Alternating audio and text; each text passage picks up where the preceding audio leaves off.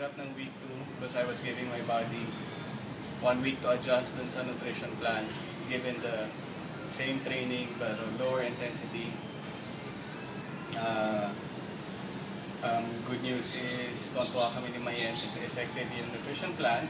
I dropped 4 pounds.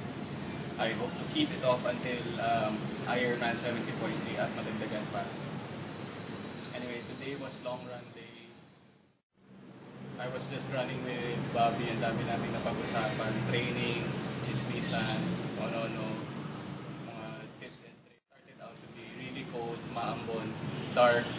Pero it was just one of those days na yun nga yung napag-usapan namin ni Bobby. It was just one of those days na buti na lang bumangon kami at tumakbo. Pareho pala kami ng mindset ni Bobby. We were just bent on running today, doing a long run, 2-hour run. By hook or by crook, rain or storm. So yun.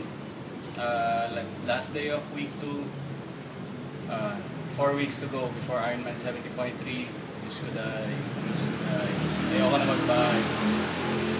Siguro next week I'll just take out the mountain bike and give the road bike a rest for 1 week.